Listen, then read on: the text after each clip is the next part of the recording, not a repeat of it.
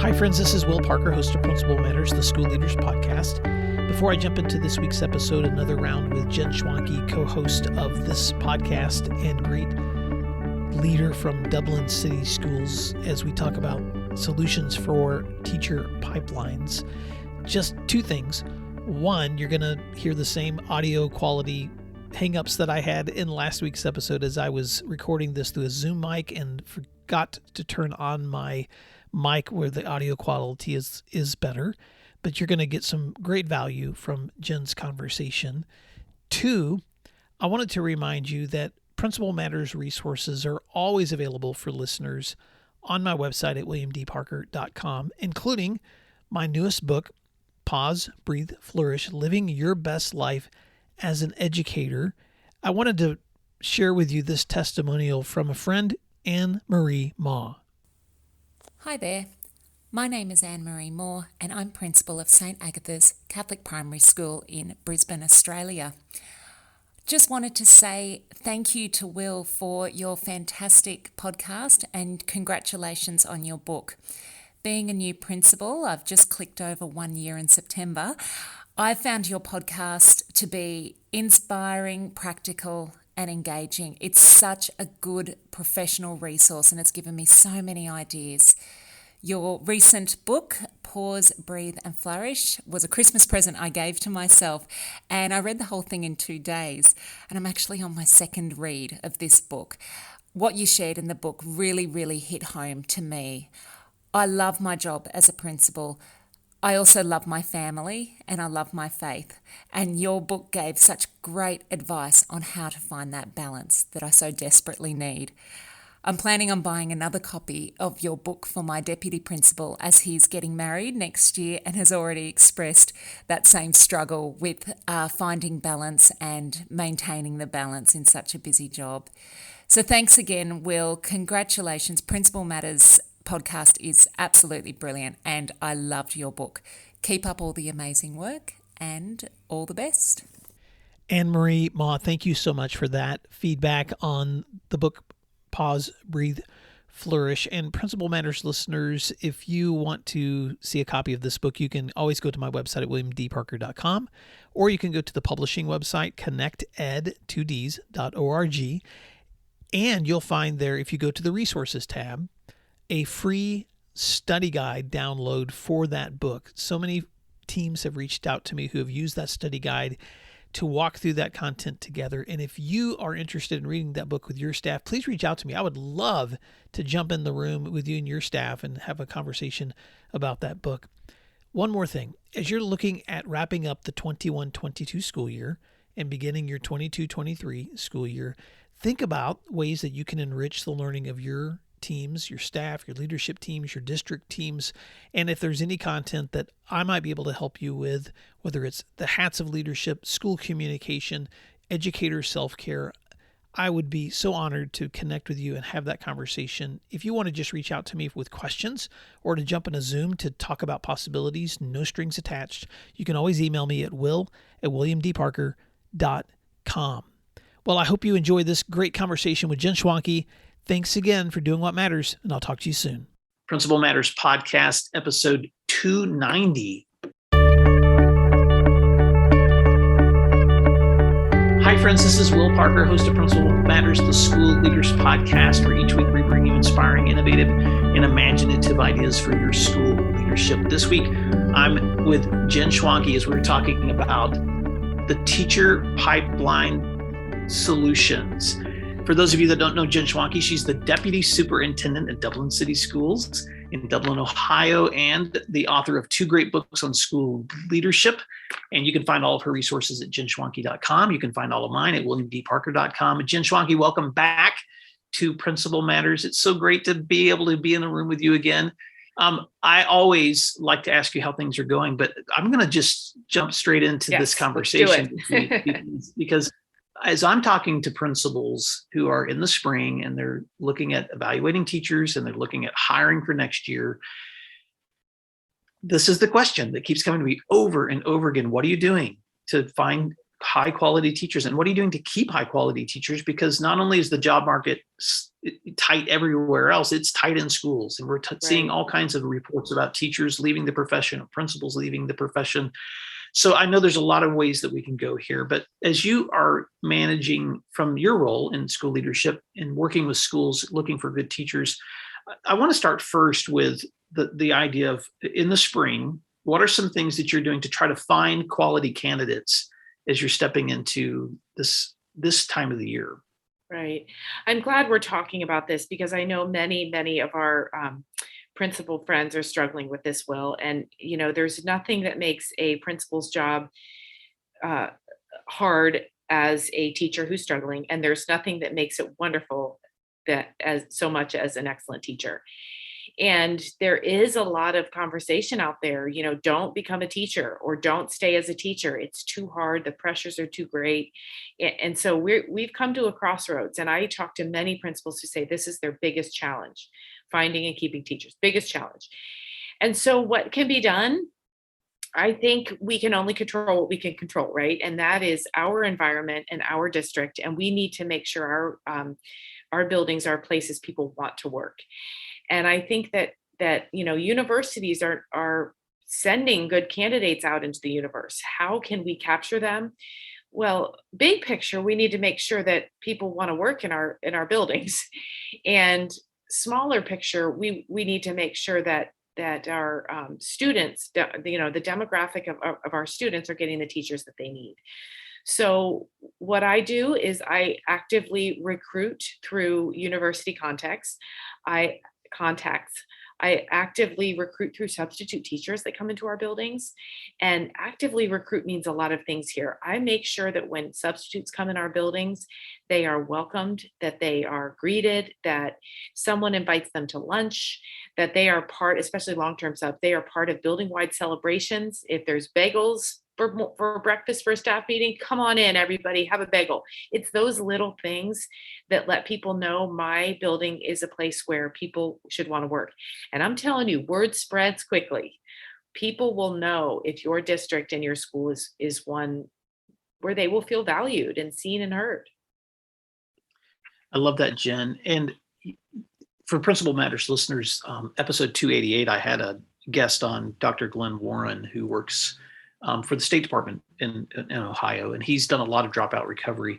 And we dove into this topics just a little bit, and then later I was talking about his feedback with another friend of mine who's a superintendent in Texas, and he was adding to that conversation as well, Jen. So I want to throw this in too, because we were talking about how do we also recruit teaching candidates, future teaching candidates among our students and among our own school community members. And one of the things that he talked about with me, the superintendent from Texas, was that they consistently identify staff, paraprofessionals within their buildings who show really great teaching qualities, who maybe don't have a bachelor's degree yet, to figure out ways that they can help them earn degrees. Right. And when they have colleges that are sending interns, student teachers, to come into their districts, they budget into their district budget stipends to pay them for the time that they're spending in their buildings as interns. And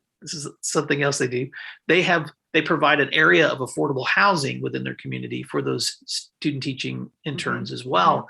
And he said, for instance, last year they had 8 interns in their district, and 7 of them came back as teachers the next year. And I thought, wow, that's a pipeline idea that's so creative. It's also community invested too. So You're right, whether it's substitutes or whether it's your local colleges or whether it's trying to bring them up from within.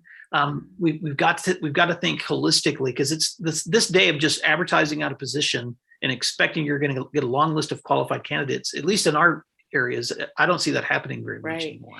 I think those ideas that you shared are fabulous. And I think they can go in any other direction too. My superintendent is a visionary, and he said, okay, we've heard for years how crazy it is that a student teacher pays a university to come do free work for a district, right? How can we reconcile this? And so he has reached out to some universities and said, hey, what if we hired your people as paraprofessionals for their air quote field experience? We'll pay them. It shouldn't be free labor. And it's not your money, university, it's our money. So why do you care, right? And to try and reconcile that issue where we asked student teachers, pre-service teachers, to work for free for a very long time. And then I like the idea of housing. We could also talk with universities about satellite campuses where, you give us a cadre of pre-service teachers and send them, rent space or use some of our space for some of your classes. Have the instructor or the professor travel as opposed to the student travel, and we'll put them to work. Who cares if it's 2 hours a day, 3 hours a day, part-time parapro, job share in a library setting or an instructional coaching setting or whatever, some sort of situation where the students get something out of it and don't come out of this, destitute with loans. Another way I'm going to take this too is, I think because of negotiated agreements, sometimes just putting more money on the problem doesn't work, not just because of the negotiated agreement, but also because of 5-year forecast budgets. But I've heard some districts really have luck with loosening their archaic rules on job sharing. If we can get, a lot of districts don't like that, and I get why, but if we can have previous teachers who are now staying home raising their children, if we can say, you know what, let's talk about job sharing, we can get some really good people in. Some districts have had success in financial support through annuities. So we're not necessarily paying you more, but we're going to contribute more to an annuity that will be really beneficial to you later in your life. Technology, that's another thing. If you have a willingness and bravery to provide technology devices or support to teachers, they love that, especially our younger generation of teachers. I saw a wonderful post on social media not too long ago, and somebody asked, what do you get from your district? And far too many teachers responded, nothing. But some wrote back and said, I get free lunch. I know this is silly, but it matters to me. I get a free lunch from the cafeteria. The district probably spends $2.14 feeding that teacher every day. But guess what? That teacher doesn't have to pack, doesn't have to think about it, and stays in the building for a meal. So little things like that a district can do for very little financial cost might have a teacher walking around saying, I like where I work and I get a free lunch. Well, and I want to speak to those principals right now that are like I was when I was in the principalship, thinking, well, man, I wish my district was more innovative like that, or I wish my district would commit to something like that.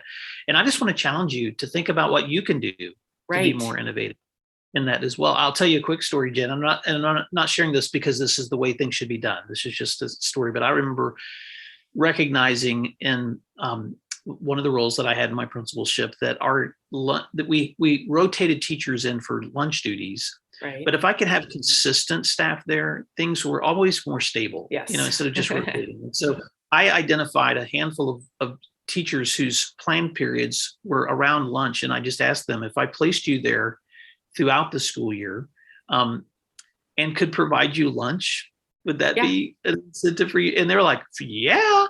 And so I actually, because we didn't have it within our district budget, I went to some of our community stakeholders and said, I have some teachers that are willing to do some extra work, and I don't know if you want to donate to our activity account to help us cover the cost on this, but we're going to be providing them lunch. And they said, sure.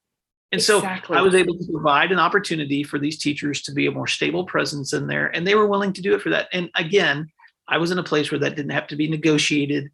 I was in a district that allowed me that freedom, and not everybody's in those places. But the point is this, that sometimes you may have an opportunity to be innovative in the space that you're in if you just think outside the box in terms of how you can support teachers. What a wonderful example that is. First of all, because you said we often sit there and say, gosh, I wish somebody would do something.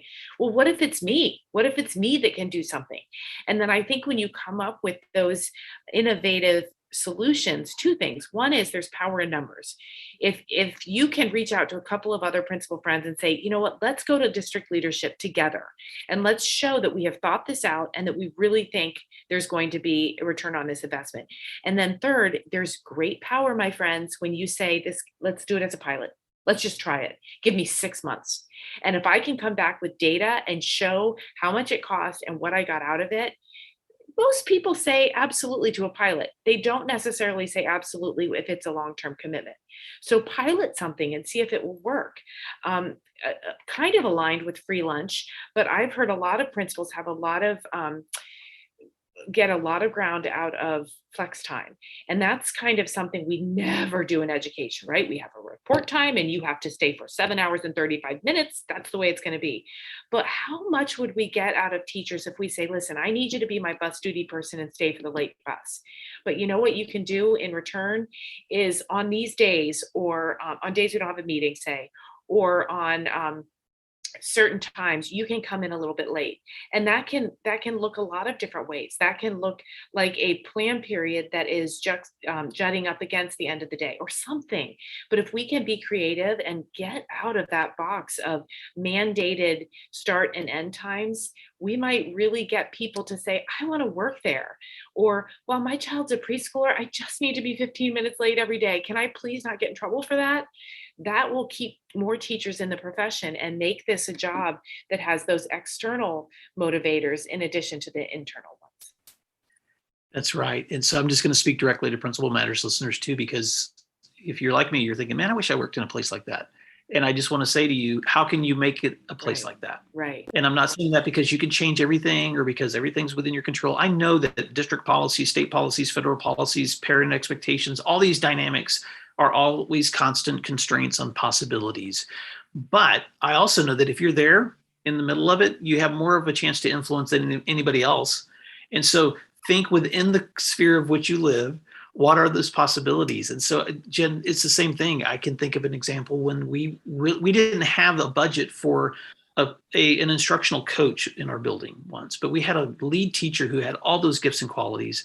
And I was able to work the master's schedule to provide her an extra planning hour each day if she could use that for instructional coaching. And she did. And it was a phenomenal return on that time because she was able to add a whole nother layer of instructional support to our teachers than anyone else within the building. Absolutely. So teacher pipelines are not just looking for qualified people, they're also taking care of the people who you have. And so I want to stay here for a minute too, because retention, I was in a conversation with a 20-year principal veteran a few weeks ago, and he said to me, Will, I've been in this business for a long time, and this isn't because I'm better than anyone else, but last year I had no turnover in my building. He said, and he goes, and here's been my commitment. My commitment has been, how can I take such good care of my teachers? Yes. They want to stay here to take such good care of these kids. And it was like a light bulb moment, because I thought that has to be the heart of a long-term investment in building school community. I think let's talk about that for a minute. If what a compliment it is to the principal if you have zero turnover at the end of the year. Everybody wants to come back. And I know some of our colleagues in charter schools or private schools, that's just not a reality. Many times that turnover is just because of the contract that's available or others resources. So I don't want to imply this is an easy goal, but I do think it's worth talking about that what we want is to get good teachers and have them stay. And however we need to do that, I think for every principal, if we lined them all up, we'd get different answers to how that would look. But the end goal really is the same: get good teachers and have them stay. I want to say one more thing. It kind of takes us back, but then we'll launch forward again. You mentioned reaching out to have someone help pay for the lunches. I think community partnerships are huge. That's something that we don't necessarily use enough of. So we can ask for financial support, but we could also ask for incentives. I had a principal friend in another state say to me that he partnered with a local gym that had free pool passes in the summer, something like that. I don't know the details of it, but it was just a little thing he could say, hey, your kids will go to the pool for free this summer. And it was those partnerships. I don't want to give too many specific examples because I think, again, it's unique to every community and every principal, but there are people out there that are dying to support teachers. They see the plight that teachers are dealing with right now and the pressure, and they will help. You just sometimes have to ask. So that's worth noting as well. It is, and I want to get into some of the nitty gritties of probably some of the harder parts of recruiting, retaining, and providing high quality teachers is those hard to find spots. Right. It's a secondary level that's going to often be your advanced science and math. At any level, special education Special teachers education. are becoming harder and harder to find really, really strong folks within those categories. And so I'm just curious, in your work and with those who I work with too, what are some of the ways that principals are engaging other ways to connect strong teachers with their kids for those hard to find spots? Right. I think this is a real quandary. Special education is the one that affects me the most. And I do actually feel good about many universities have started to add a special education endorsement to many of their teaching licenses. And so as we need more and more intervention specialists, I think the market has adjusted and many folks do have that license. But what a colleague of mine and I had a conversation the other day. What is it that makes the work hard? That's the question that we need to ask. And so in the special education world, often it is that extra time it takes to write those high quality IEPs. And it also depends on the candidate. So we have some teachers that tell us it takes 10 hours to write a good solid IEP. We have others who say, I do it in an hour. I don't get this. So how can we make everyone how can we balance the workload, I guess is what I'm saying. And maybe that's more training. Maybe that's some release time to keep up with the management tasks related to a job. And maybe that is some coaching, some good solid coaching on what's important and what can be left behind when we manage our work. And that same concept can be applied, say, to an IB or an AP chemistry teacher or a Chinese language teacher, those really niche, markets. How can we make those jobs attractive? And then to your earlier point, Will, how can we recruit for them? Are there actually high school students right now who we could put into a teacher academy, or who have some sort of a legacy of teachers in their family who we could say, hey, have you ever thought about this? And then not just high schoolers, but university students, community members, those types of people who would do really, really well in these roles, and tapping them on the shoulder and saying, hey, think about this. Now that's long term. That doesn't necessarily help right now.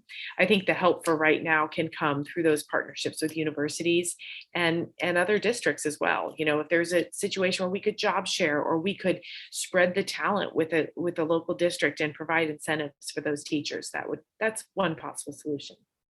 Well, another possible solution, I was talking to a colleague this week about special education, and there are, I don't know about in Ohio, but in Oklahoma, we've especially felt the pinch of having fewer and fewer people qualified for that. And the role of writing IEPs becomes more cumbersome every single year. And so Right. one of the suggestions that she's been hearing district leaders talking about is being willing to hire someone to just write IEPs, Right. so that they're not responsible for instruction. Now, the difficulty there is that they're not building relationships while they're writing those, but the idea of having someone whose responsibility is to write and manage those documents in support with those teachers, because sometimes special education teachers are doing two full-time jobs. They're Right. doing instruction, and then they're staying up all night writing IEPs or doing the documentation. So I Right. thought that's a really creative idea of giving someone permission to work on that, to focus on that paperwork, so that someone else can focus on instruction. Right. Well, and let's take that a little bit of a different direction too. My dirty dark secret is I love operations and efficiency conversations. If you're still if ISs are still required to say write their IEP on a Word document and then copy and paste it into little boxes into a archaic database, maybe there's a little bit of a financial investment that could be put into a well vetted student information system to make one-stop shopping, where the intervention specialist, the special education secretary, the school psychologist, they're all working on the document at the same time. That means that those related services, your OT, your PT, your speech, if everyone can be working at the same time, then compilation of data and input doesn't take nearly so long. Sometimes I think COVID kind of showed us we don't necessarily all need to be in the same room for an IEP for 5 straight hours with a parent. We can do it virtually, we can do it more quickly, and we can electronically sign. Those kind of things, I know for me, even 5 years ago, they were concepts I couldn't even wrap my mind around. Now I can sign an IEP remotely after a very efficient meeting. And what that means then, of course, is time freed up for the intervention specialists to do things they were hired to do. Oh man, Jen, those are such great recommendations. So if I was a Principal Matters listeners right now, I would be pausing and getting out my notebook and playing that, because I want to like sit down and think about my systems and my efficiencies and how and ways that we can create the best supports possible so that people can do their work. And I'm going to speak to this too in terms of a retention strategy. I know this may sound odd, but I'm just going to say it. The role is, as a principal, one of the most important roles that you play is creating an organizational system where you can anticipate as much in advance with your calendars and your planning so that you have a school-wide environment of expectations, Right. rewards, and consequences, so that your teachers feel this sense of stability on a day-to-day basis, not a sense of chaos. Right. Because people do not want to work in chaos. No. And so one of the roles as principal, for those of you that are wrapping up your spring and you're looking at summer and you're thinking about next year, and I know I sound like a granddad, but I just have to say it because I talk to principals every week whose teachers are coming to them with the same concerns. And sometimes their concerns are exaggerated and sometimes they're warranted. But the thing you can control is expectations and calendars and policies and procedures. So map those things out a year in advance, so that stuff is already taken care of, so that you're not constantly having to throw things at them that are coming up that should have already been on the calendar in advance. Make sure your websites are updated. Make sure that the communications that you have are consistent, because you can control those things. Right. And I'm going to take it one step further before we sign off, Will. I have spent a lot of time in my professional life talking about what I can control and really remembering that. If you imagine a Venn diagram where one side of it is what you can control, and then there's also another circle of what matters. And you got to find that area where what you control and what matters really cross over, because a lot of times there are things that we can control and we spend a lot of time trying to control, and they don't even matter at the end of the day. It doesn't matter. Those are the things that we can eliminate and just find that shaded area, what you can control and what really does have an impact. That really makes things a lot more manageable because you're only working on those things. It does. Well, Jen Schwanke, thank you so much for that feedback. And Principal Matters listeners, I just want to encourage you as you're stepping into spring, as you're thinking about hiring, as you're thinking about retaining teachers, looking for all those hard spots. None of this is easy.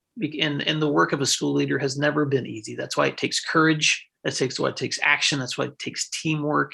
But you're not alone. And so I just want to encourage you, if you have questions and you want to reach out to Jen or to me, you can always reach me at my email address at will@williamdparker.com. And I will share that with Jen so that together we can answer any follow-up questions that you have. Or if you have suggestions or resources that you would like to point us to, we would love to hear those. And so please don't hesitate to connect with us, again, at my email address at will@williamdparker.com. Until next time, I just want to encourage you to think about all of those elements of hiring, of retaining, of finding those hard to find spots. They're all wrapped within the context of treating other people like you would want to be treated, and creating the kinds of environments where you would want to work, and trying to build a school community where you would want your own children to go, because at the end of the day, that's what matters. So Jen, thank you so much for your time. Principal Matters listeners, thank you for doing what matters. And we'll talk to you again next week. Thanks, everyone. Take care of yourselves. You can find free resources like this one at my website at williamdparker.com.